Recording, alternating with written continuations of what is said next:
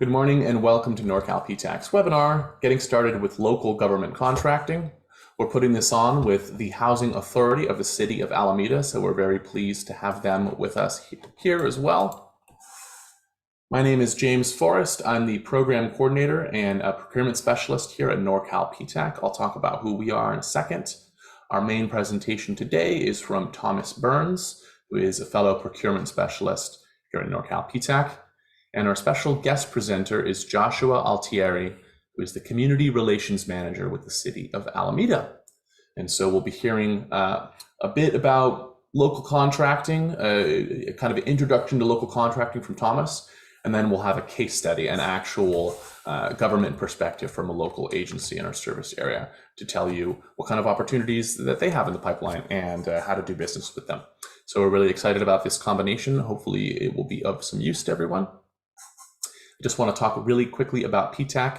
Before we get started here, we were talking about PTAC service areas. Here you can see in green on the left, upper left, or northwest as we call it when we're looking at maps. That is our Norcal PTAC service area. So like I said, we cover the Bay Area and up the coast, but there are 7 PTACs in California alone and about 97 across the country. So if you're not in our service area, you're probably in the service area of another PTAC. So don't worry about it. It says 96, but that number changes all the time. Basically, all PTACs we have the same basic mission. We have a funder in common. We're all independently operated, but we all have the goal of helping businesses to compete and succeed in the government marketplace. That's what we do. And I'll talk about how we do that. But I just want to throw out a little stat here. In fiscal year 21, PTAC served over 56,000 clients nationwide and helped them win more than 24 billion with a B in government contracts and subcontracts. So you've certainly come to the right place if you're looking to get government contracting assistance. Norcal PTAC, like I said, is 1 in 96. That is the Northern California Procurement Technical Assistance Center. We offer one-on-one counseling, custom bid matching, and resources and trainings. This is the bread and butter of what we do. We can meet individually with you to go over just about any topic related to government contracting. So if you need registrations, getting set up in sam.gov, getting certified, small business, WOSB, DVBE, you name it, all sorts of certifications we can help with. How to do market research, how to build contacts, work on your capability statements, compliance, bidding, you get the idea. We can also set you up with a custom bid matching profile. This basically scrapes the internet and finds opportunities that match criteria that you set up with your procurement specialist. That's something we pay for and then offer to you for free. It's pretty neat. And then we also put on resources and trainings. So like all of you know, we are in a webinar here today. All of our services here are free. We're constantly putting on trainings and counseling clients, and we don't charge anything for any of it. We want it to be easy and efficient and cost effective for you to get the help you need to compete in what can be a tricky, complicated marketplace with the government. So that's what we're here for. And we helped our clients in 2021 win more than 500 million. So that's $500 million just in our service area through our client assistance alone. So we're pretty proud of that figure, and it seems to go up every year. So fingers crossed for 2022. If you're interested, you can sign up at norcalptac.org. You also have our contact information down there at the bottom. That will lead to one of us in the office. If you have any questions about the application, feel free to ask us. If you're not in this service area, you don't need to stress out. Like I said, there's other PTACs. I dropped the link in the chat as well. APTAC-US will give you a directory of all the PTACs across the country. And I just a little review here of the different PTAC services that we can offer. I've mentioned most of these already. One interesting thing to point out is that we don't assist with grants. We don't assist nonprofits. You have to be for profit and set up in our service area and bidding on government contracts, competitive government contracts. The one acceptance to the grant thing is with the SBIR. We can assist with that in some limited measure. So really, if it's anything related to federal, state, local, or tribal government contracting, feel free to reach out to us and we'll see if we can help out. All right. So our main presenter, like I said, is going to start things off today. This is Thomas Burns, Procurement Specialist with Norcal PTAC, and I will let him introduce himself. So Take it away, Thank Thomas. you, James. Appreciate it. All right. Good morning, everybody. My name is Thomas Burns. I've been with Norcal PTAC going on 2 years now. I have more than 20 years experience in the being an advocate and a fan of the small business community. I started my career as a sales rep, marketing expert, and business plan writer for the small business community. I've kind of grown and developed into also being a consultant and a business advisor. And I really enjoy the work I do with Norcal PTAC, helping clients secure more contracts with the government. Next slide, please. And a quick disclosure. So the information that we're sharing with you today is accurate to the best of our information and our ability to provide information in a timely manner. Some of this information might change within the by tomorrow, which is beyond, of course, our control. So things can change without our notice. Next slide, please. All right, so this is what we're going to cover, or this is what I'm going to focus on in my part of the agenda.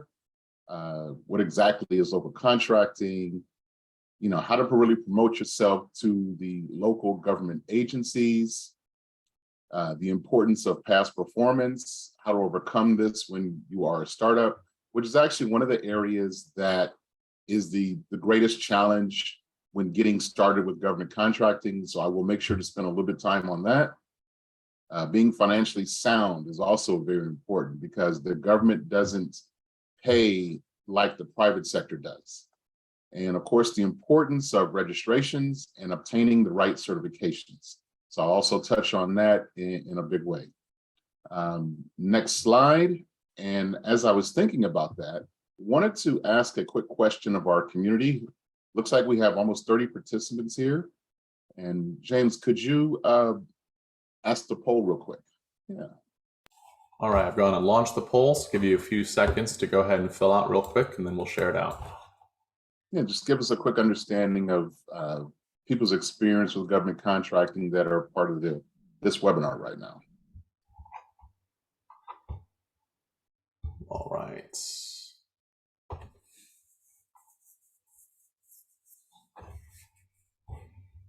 Still getting some answers. Looks like most folks are split. Most people fall between the somewhat experienced and the inexperienced category. I'll go ahead and close it now and share it out. So you have seconds left to submit if you'd like. All right. And I'll share results. So yeah, it's about what we would expect for an intro webinar. Hopefully this will be useful for everyone. Okay. All right, good. Well, I'll make sure to, if there's any questions that I cover that I don't cover, be sure to put it in the Q&A so we can get your questions answered. Okay. So what is local contracting? Next slide, please. All right, so I want you to kind of broadly think about it. A lot of people only focus on state of California, cities, and counties. But you got to remember, we also have many universities. So this 20 plus, it includes the city colleges. It includes all of the, of course, the big universities, the junior colleges, the private universities and private colleges. So it's quite a few that a lot of people tend to not think about when they think about local contracting. And then of course, the K-12 school districts within California. Each county, depending on the size of the county, could have just a few school districts to maybe over 50 or something school districts. And each one might have anywhere from 4 to 20 schools within their district. So those are all great opportunities for sales opportunities within what we consider local contracting. And then, of course, the California Public Utilities Commission, the CPUC, they have an overall administrator over water companies, the phone companies, and the power companies within California. And by the way, there's also a certification that I'll touch on that is within that area. And then the transportation agencies. This is one that was kind of new to me when I joined Norcal PTAC. I didn't realize there were so many transportation agencies within Northern California. You know, I was thinking about just BART, but there are many, many bus companies that are connected, of course, to governments. There is the transportation agencies over the bridges. And so it's quite an extensive list. And when you go to norcalptac.org on our resources page, we provide links to the procurement page for most of the transportation agencies, cities, and counties within Northern California. Next slide, please. And here's an example of what just one California state prison purchases on either a monthly or a quarterly basis, right? This is a microcosm of what a school district could do, what a city, a county, or just one state agency could do when it comes to purchasing of products and services. So it's extremely broad. You know, government contracting, of course, is known for purchasing of things for defense, public works, construction related, but you've got to look at whatever it takes to meet a city or county or agency's overall mission and goal. And this is a good understanding of how broad it is of things that they purchase. Next slide please, that will go over. Oh, and then now we're going to talk about how to promote yourself to local government agencies. This is really, really important, right? You want to be able to show yourself as a professional to government buyers, to the government managers who need the products that the government agencies buy. Contracting officers are very clear in that they want to make sure that they do business with local companies that are professionals, that can meet the needs that they're looking for. And there's only a few ways they can determine that, right? They determine that based on your capability statement, on your website, and do you really promote yourself to the government? And of course, with the emails, the phone calls, and the face-to-face meetings that they interact with you. Next slide.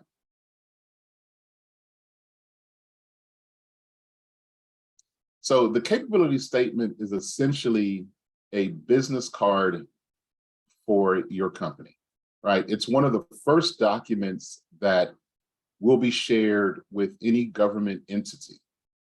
So pretty much every single agency, when they do business with you, or when they start the negotiations or conversations with you, they're always going to want to see your capability statement. It's basically a one-page document, front and back. So it's 2 pages, but it's 1 page, front and back, and it's going to have this information. You know, it's going to talk about what's your mission, what's your vision, who are you? Then it's going to talk about your core competencies, and you want to list them in the importance of what you provide.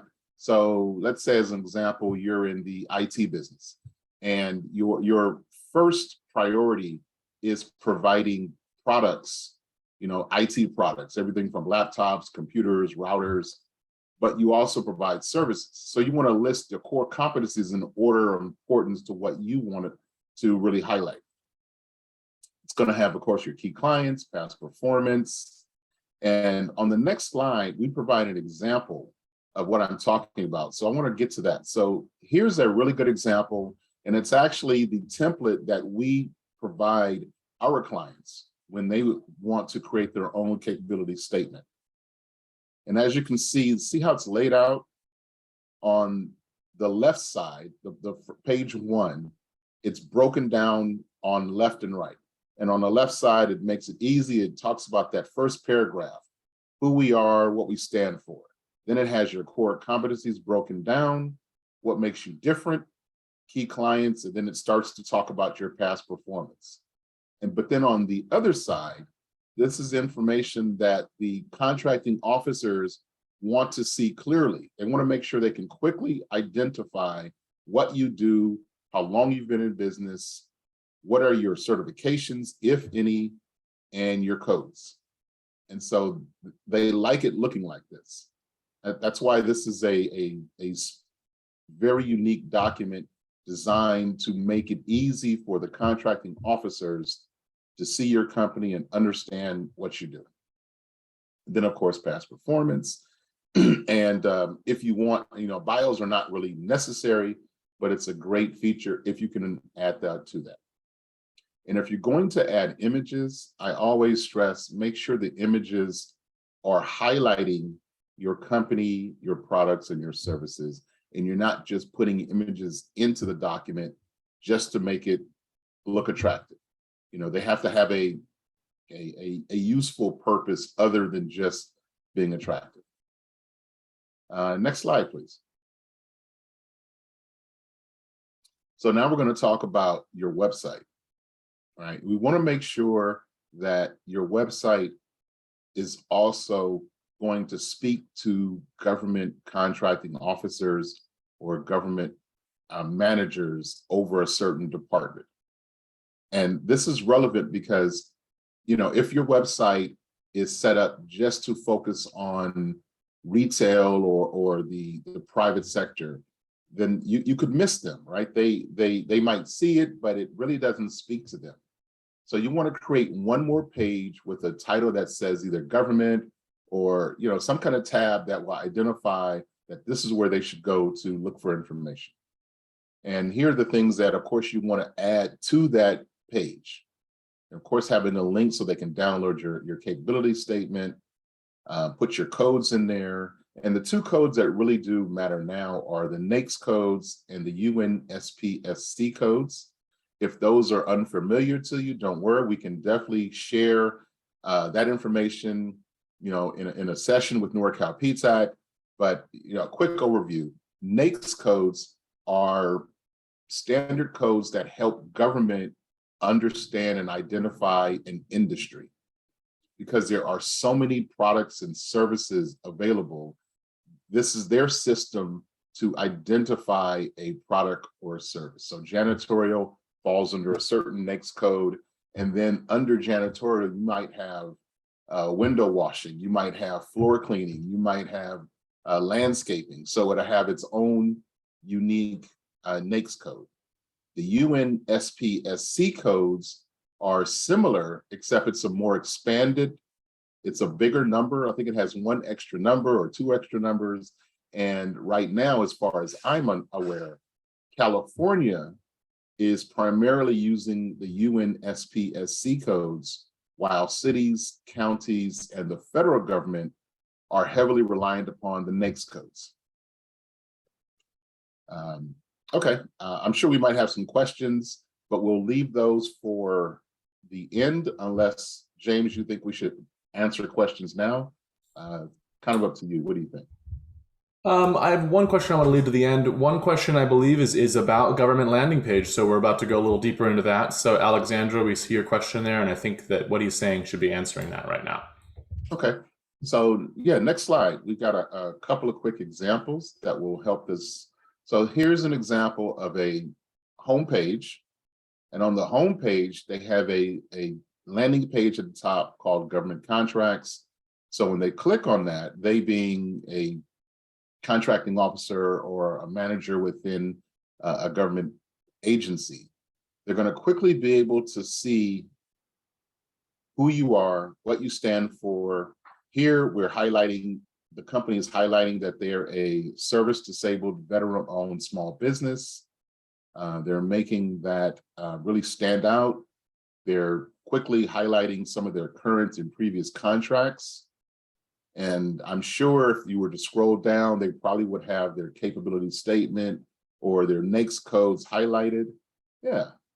See, so it makes it easy for me as a contracting officer to download your capability statement, and I get a real understanding of how you could help me meet my goals as a contracting officer by working with a service-disabled, veteran-owned small business.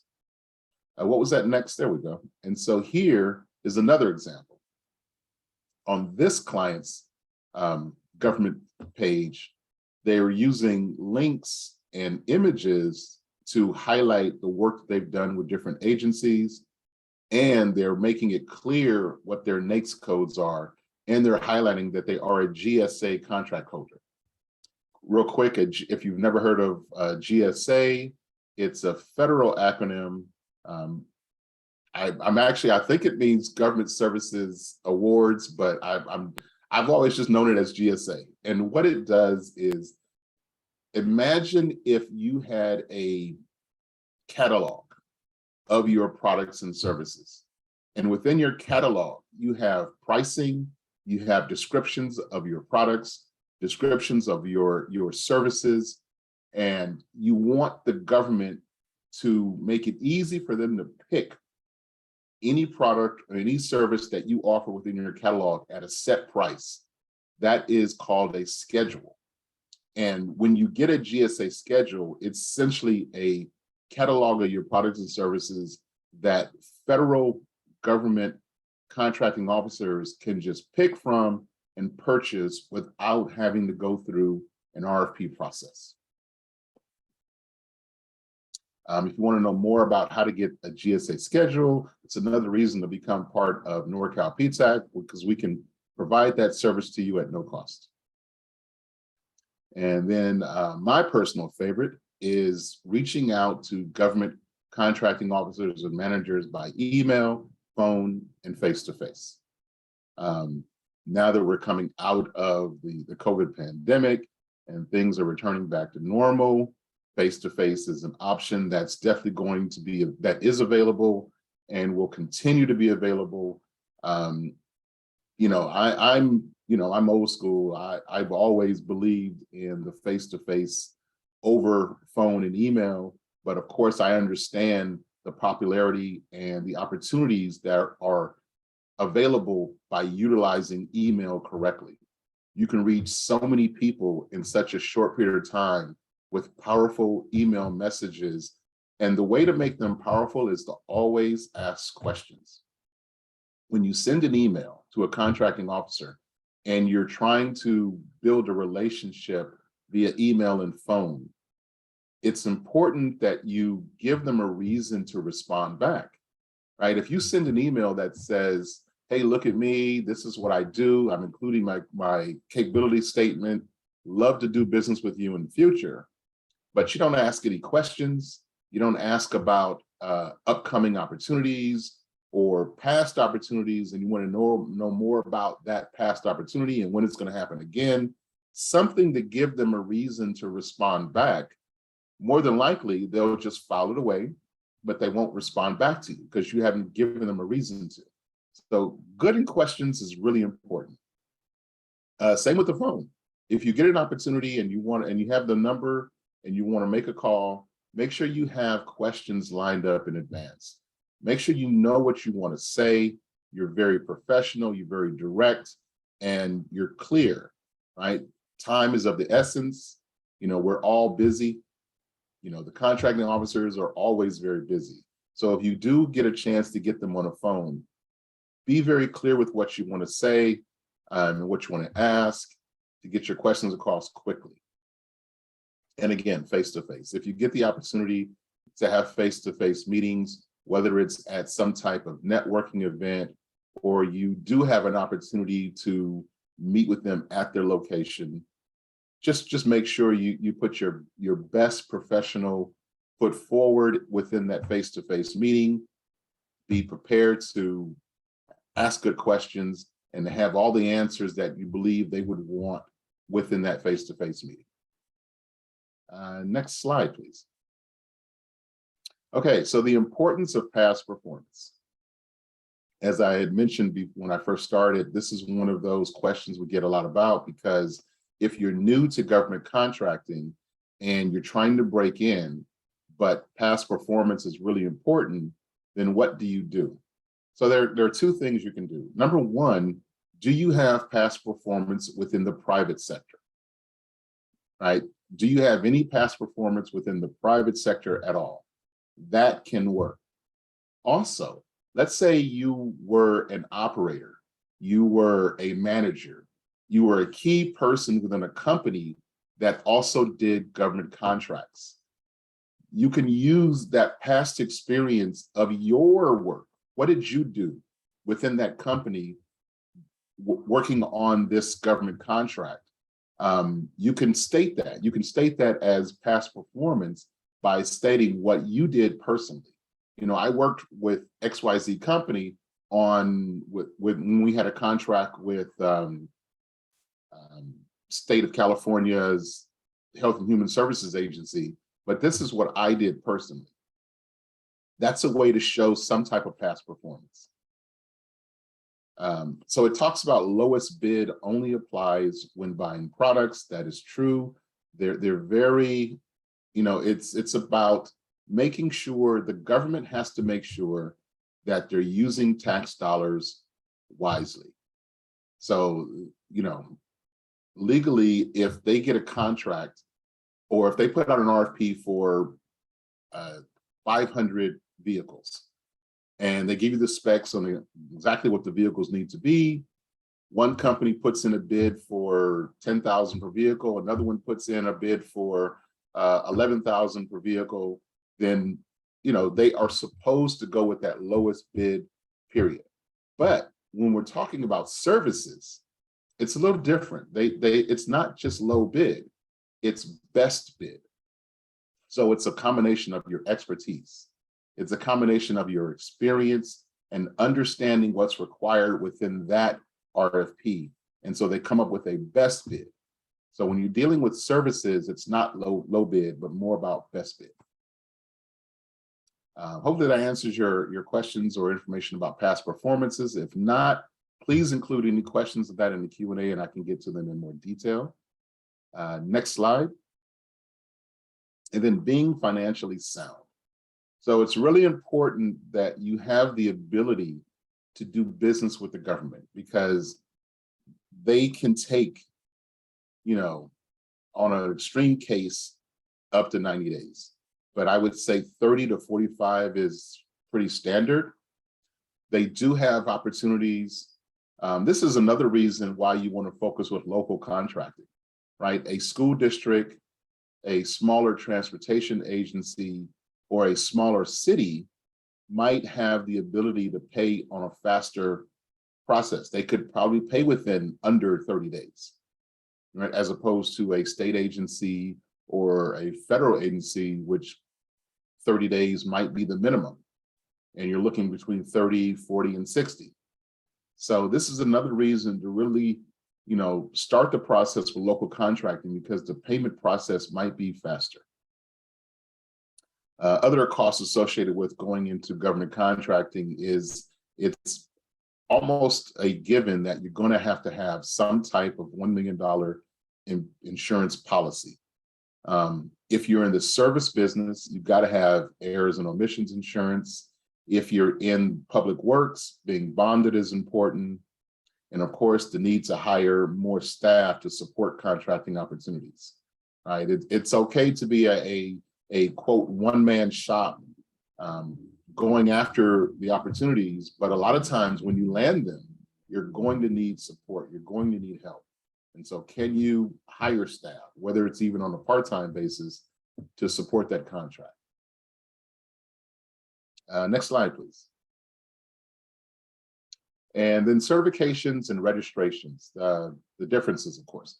Registrations is what all government agencies will require before you get a contract, right? You got to sign up to be a vendor. So that's the first step. A lot of these cities, counties, not necessarily school districts, but definitely cities, counties, and larger transportation agencies will outsource it. They'll hire a third party to manage that. And BidSync, Periscope, and Planet Bids are the most common. A quick note, you should never have to pay. The operative word is have to pay just to sign up as a vendor and to see contract opportunities or new solicitations from a particular city or county. It can be a challenge. They make it a little bit difficult because they want you to pay, but you don't have to.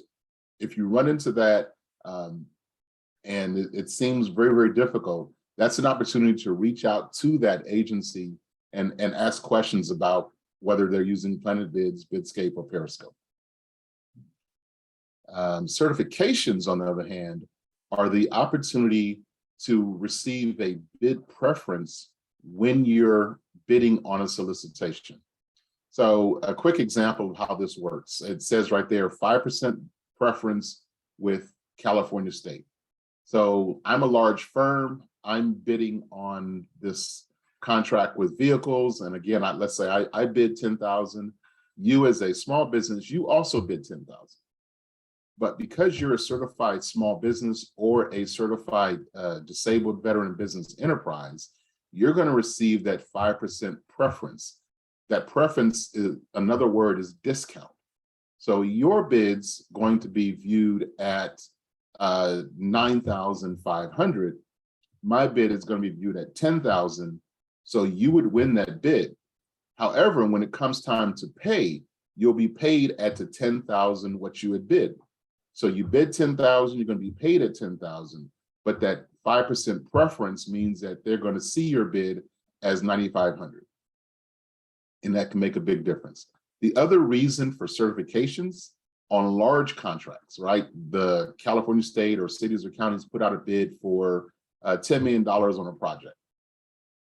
They make it a mandatory, it's mandatory that that prime who's going to win, that they seek out and they award anywhere from 5%, 10%. I've seen 25% of that contract must go to small businesses. And so the prime is then obligated to look for small businesses that they can subcontract with to satisfy the rules of that contract that they won. Here, also another thing they're talking about is the reciprocity partners.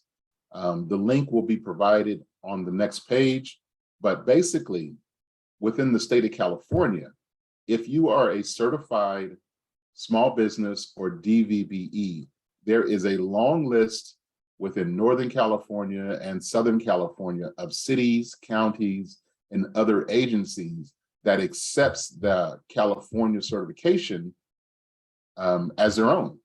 So you don't have to get another certification. The California certification works with many different cities and counties. That's what the reciprocity partners means. And then of course, most local businesses and counties have their own local business enterprise certifications. Next slide.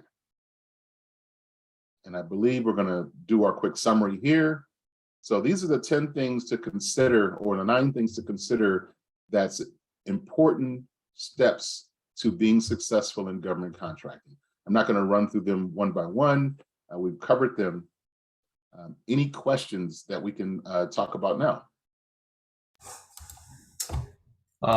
We've had a couple questions that go along. The first one is just a reminder on our part that we are recording the session currently, and the slides as well as the recording will be sent to everyone. It's going to be posted on our website, where it joins a whole bunch of other webinars, about 5 years of all the webinars we've done since 2017. So no worries about missing those. I have a question here from Edgar Meza, who's asking, and Josh might be able to answer this too. I just filled out an application with the DIR for Public Works. The charge is $400 for 1 year. Is this part of the process to register for Public Works contracting? So from my understanding, and I will admit, I'm not that much of an expert when it comes to public works contracting, but for the most part, yes, because every single public works contract has a DIR as part of its process, right? They want to make sure that you're hiring, your labor is going to be paid a certain rate of pay based on California standards. And the DIR is designed to make sure that that is happening. Also, most public works contracts, the hiring is going through a union, and union scale is above or right at California's mandatory pay scale. And so DIR is in charge of making sure that that happens. So you must record what you're paying your employees to the DIR. Great. It's pretty standard. But in terms of registering, no, you don't. If you want to register your company, you don't have to be part of DIR just to register as a vendor with any agency. Great. And Josh, you're welcome to chime in on that as well from your agency's perspective. But we do have another question here. Yeah, we've never,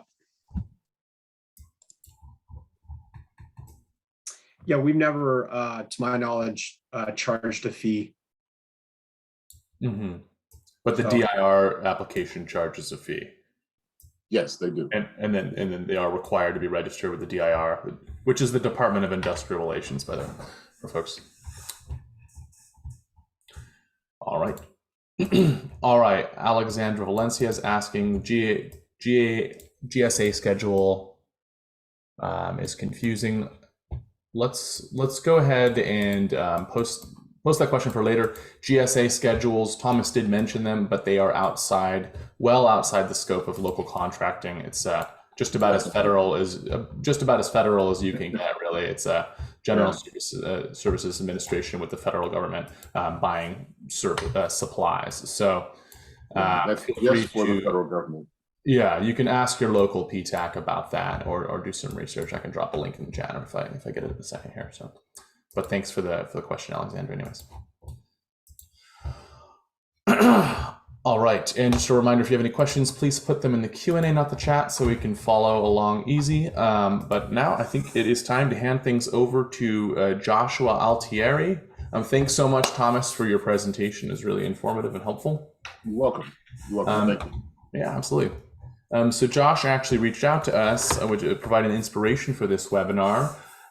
Josh is the Community Relations Manager with the City of Alameda. Josh works to expand business, community, and government relations on behalf of the Housing Authority. His background includes working in the nonprofit space in marketing, operations, and community programs. So thanks, Josh, for making it happen, and I'm looking forward to hearing what you have to say today. So I'm going to let you take it away from here. All right, sounds good.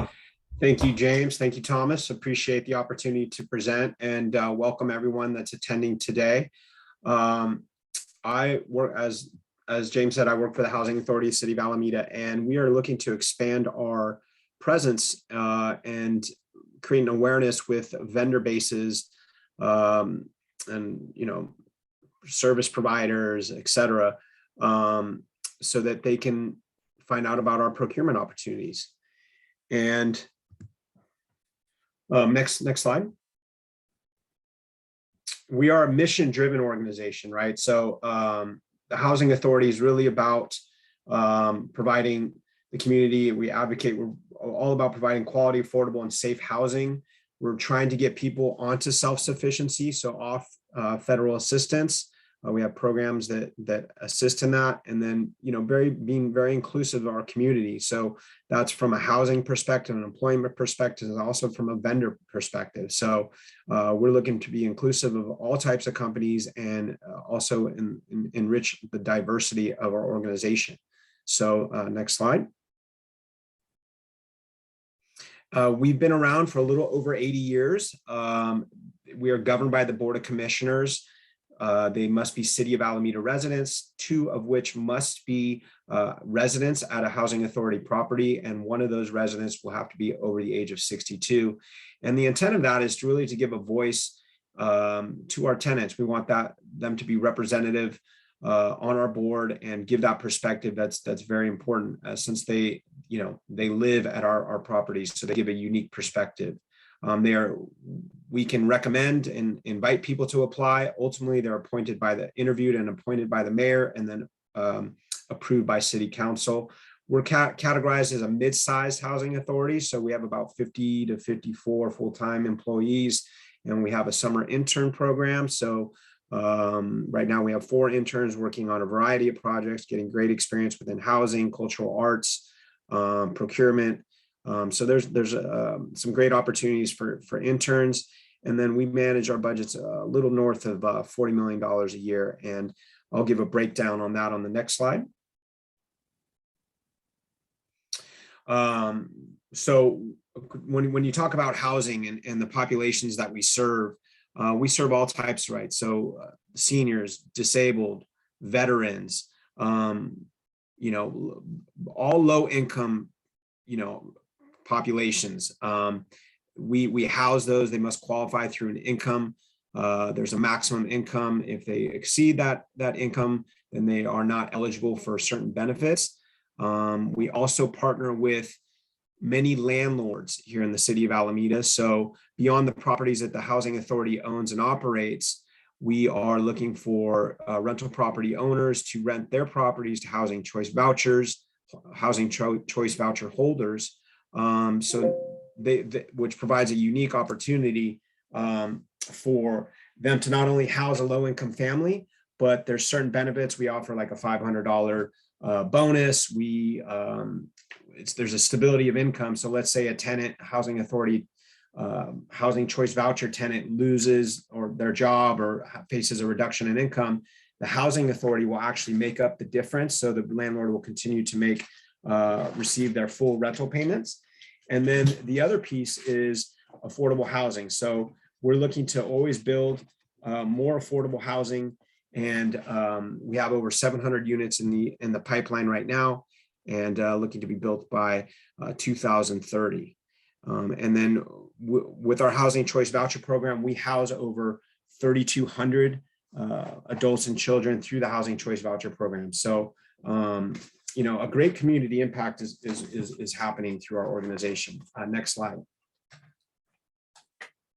When you look at the funding sources, so how does the housing authority get their funding? It's primarily through the federal government. So taxpayer dollars trickle down to housing authorities at the local level to administer the federal benefits, which are essentially housing assistance payments. So the tenant will pay a certain percentage of their income towards the rent, the market rent, and then the housing authority will make up that difference. And we also, another part of our revenue stream are tenant rents. So, you know, we receive rents from our tenants. We also partner with the city on certain contracts. We currently are operating the Alameda rent program up through September of this year. And that is kind of, it's essentially a rent control here in the city of Alameda, and we administer that. And then we also get some additional funds through redevelopment and then investment interest and other income as well. Next slide, please. So when you think about what the housing authority does, we build homes, but there's a lot of aspects to operating our business. So when we look at procurement, there's a lot of different organizations and companies that we're seeking services or products from. So ranging anywhere from architecture to engineering, construction, financial services, IT, legal consulting, payroll services, marketing, so accounting, et cetera. So there's a big diversity in types of services that we're seeking. Next slide, please.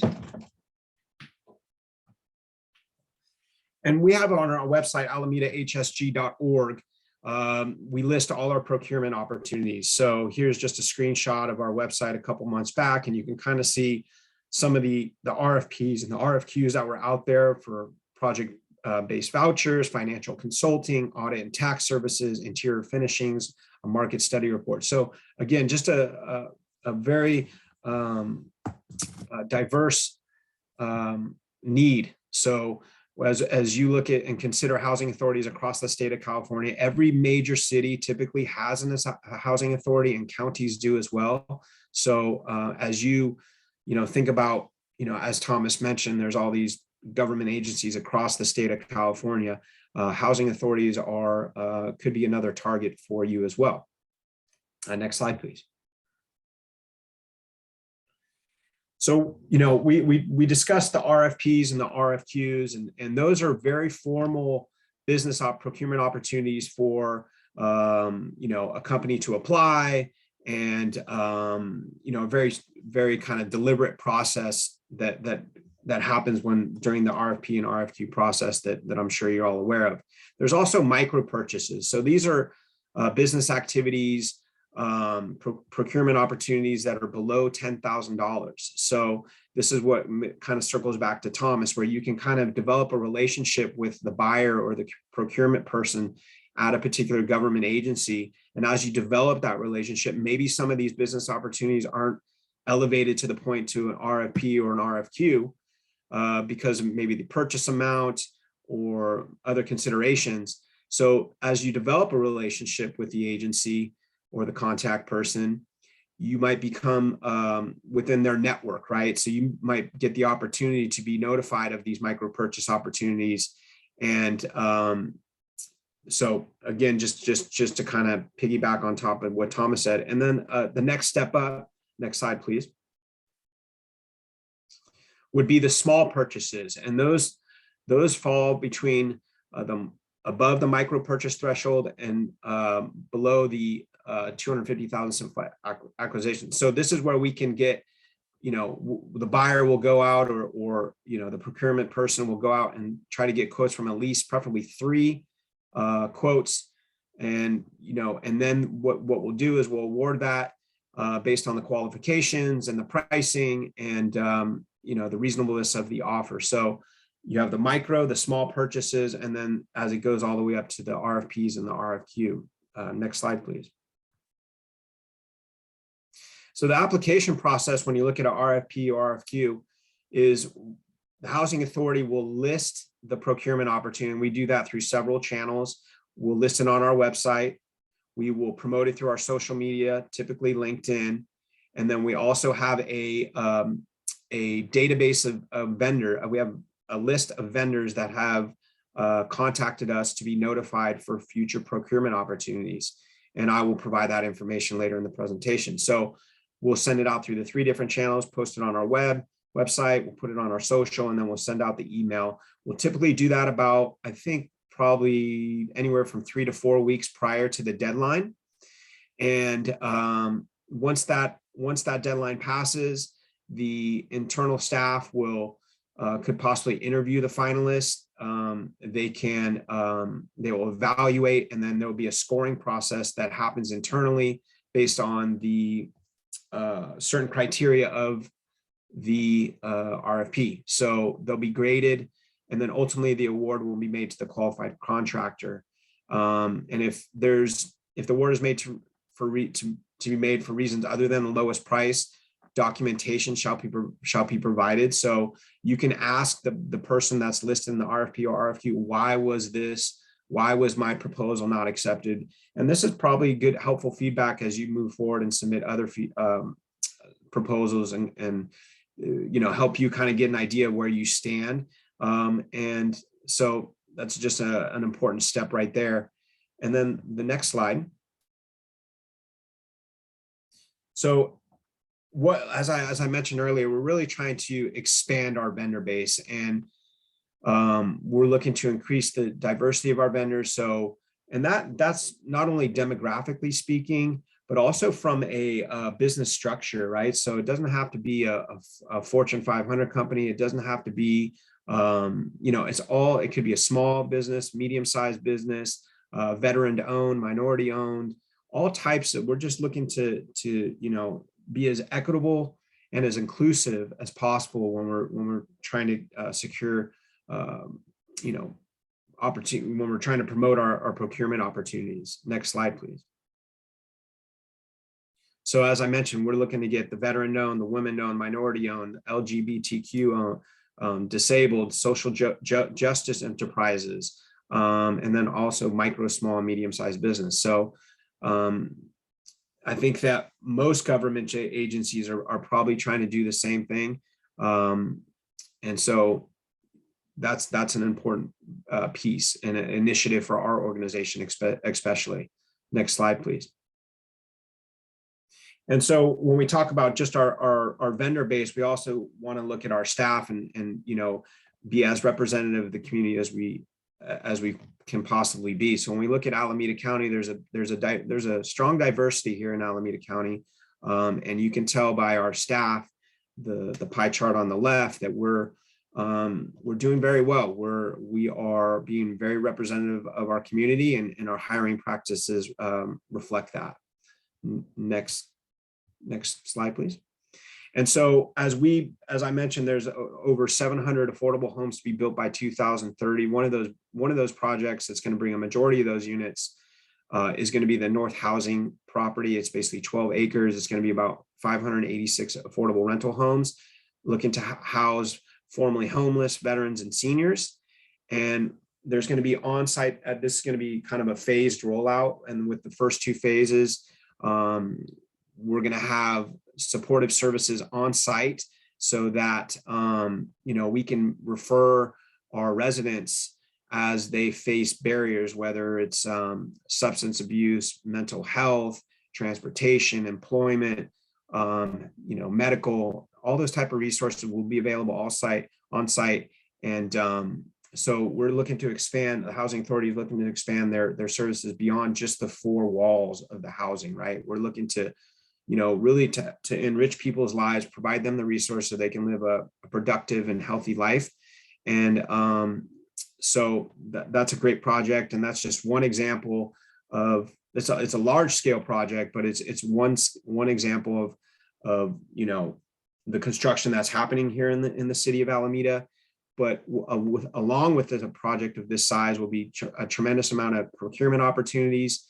And we look to partner with many companies on this development.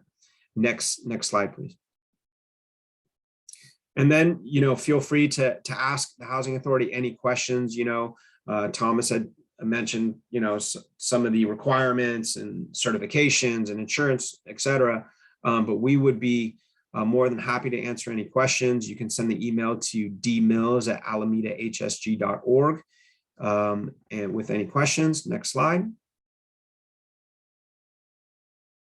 And then here is our website for you to get notified about future business opportunities. And I would suggest as you do your outreach to other government agencies and looking at other procurement opportunities, that you look at what mechanism these other government agencies are using to notify the public about their business opportunities. So this is ours. Once you fill that out, you'll go straight to our database. And as we conduct outreach and do, push out the messaging, you'll be receiving that information. And I think that might be the last slide. All right, great. I've dropped the email as well as that form there, URL in the chat as well. Thank you. We also have a survey here you'd like us to fill. Yeah, so this is a survey that it's really just trying to get a gauge of our vendor base and the diversity of our vendor base. But prospective vendors are also encouraged to submit the information and complete it. Great. All right, I've dropped that in the chat as well. And just a reminder, you'll get these slides later today. You can click through them as well, have all the links. Before we go into any last questions, so if you have any questions, now's the chance to get them out there. Just want to talk about some upcoming events that Norcal PTAC has planned to host. So a week from today, I'll be putting on a introductory webinar called How to Do Business with the Government. I'm looking forward to presenting that for everybody. It'll be similar in content today, but focusing also on state and federal opportunities as well. And so how to get your foot in the door of the whole shebang. And then on Thursday, July 28th, for those of you who are involved with woman-owned businesses, you may be interested in the federal certification, WOSB, Woman-Owned Small Business Certification. If so, join us Thursday, July 28th at 10 in the morning. And then August 4th, Thomas Burns will be back to kick off the Black Business Month series with a certification overview for Black-owned businesses. So if this applies to you, you may be interested in the different certifications on various government levels, federal and local, and some semi-state ones that are designed to help reverse some of the disadvantage that Black-owned businesses have faced in the government marketplace. So we'll be diving in after that into the 8A and the DBE certifications in more detail. This will be a nice high-level overview. So we do hope that many of you will be able to join these webinars. And like I said, they're always free to join, free to you to join from anywhere. So you don't have to be in our service area to get something out of it as well. All right, before we wrap up for the day, we have an opportunity to answer some more questions here. All right, Derek Wade, welcome back. By the way, Derek, I've seen you in previous webinars, is asking a question for Joshua here. Does the AHA look for work with safety, emergency, and sustainability product companies, for instance, LED lighting, evacuation equipment, and et cetera? Yeah, so I can say that you know, energy efficiency is a big part of what we're trying to do. So in terms of the LED lighting, yes. Sustainability, yes.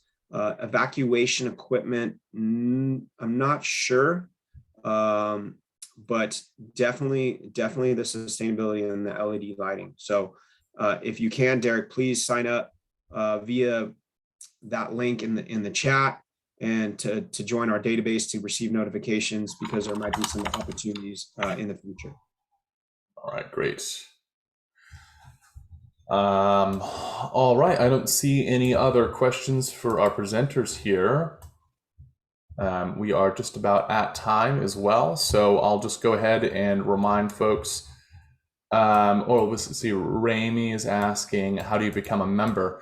I'm not sure to who that question is directed. If you're talking about Norcal PTAC, you can apply on our website. You can see the sign up link there, and some of the links that I've dropped in the chat. Just click on the apply now button and get started. But maybe they mean registering with Alameda. I'm not sure.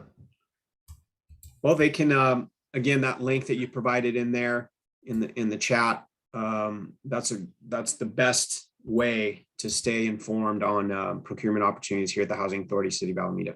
Great. And also follow us on LinkedIn. All right. And then Rami's following up. Yes, PTAC, are there any fees? Nope, everything we do is completely free. We're a grant-funded nonprofit, so we're happy to offer services for free. So just go ahead and apply on our website, and we'll get started from there. Make sure that you have an established business, you're for-profit, and you're in our service area, and you're looking for government contracting assistance. And Derek just listed, I'm going to put my email in the chat, Derek. So feel free to reach out to me, or anyone else for that matter. All right, great. All right, well, that about wraps it up. Thank you everybody so much for coming, and we'll see you at future webinars. Have a good day. Thank you. Thank you. Bye.